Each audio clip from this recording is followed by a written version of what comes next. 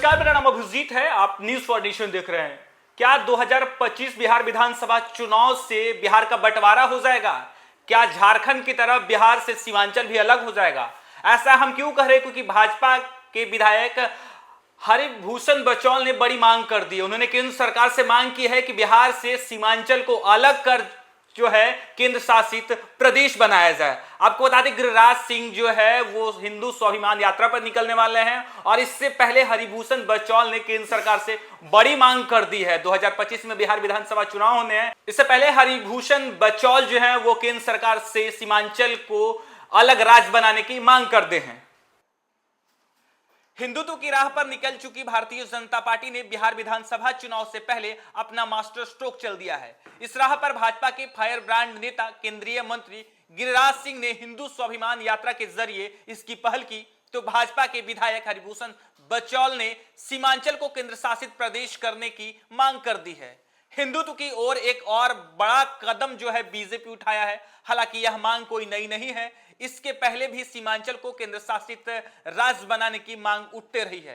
पर वर्तमान के परिप्रेक्ष्य में जो है भाजपा के विधायक हरिभूषण बचौल ने एक बार फिर से चर्चा कर बिहार के राजनीतिक में भूचाल ला दिया है।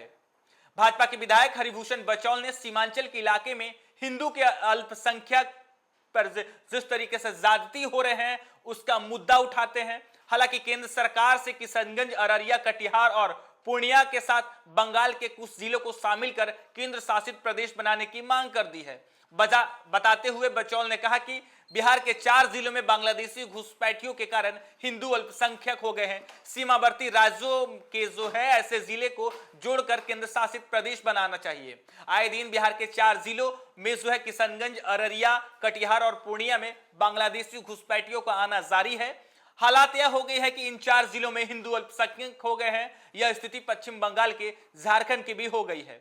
अब केंद्र शासित प्रदेश बनाकर ही इसे घुसपैठियों पर जो है नियंत्रण किया जा सकता है। हालात यह है कि बिहार के अररिया, किशनगंज, कटिहार और पूर्णिया, झारखंड के दुमका, पाकुर, साहिबगंज और राजमहल में आदिवासियों की संख्या घट गई है। इस वजह से धार्मिक और सामाजिक असंतुलन बिगड़ गया है और जनसंख्या का संतुलन भी प्रभावित हो रहा है।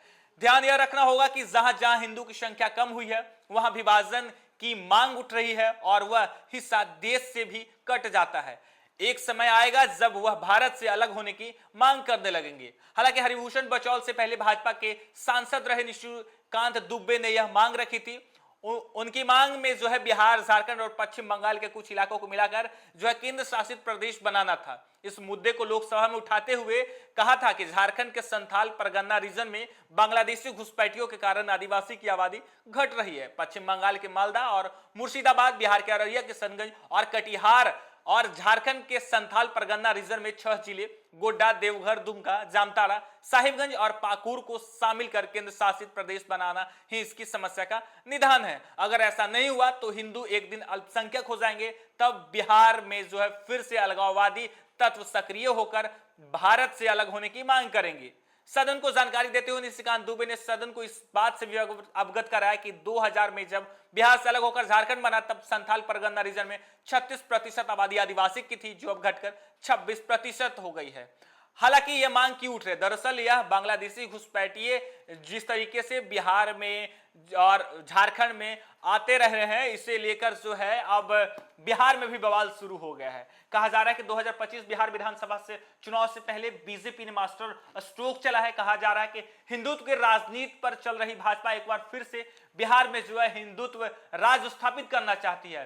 यही नहीं, यहां तक अब बीजेपी के विधायक हरिभूषण बचौल ने तो बिहार के बंटवारे की भी मांग कर दी।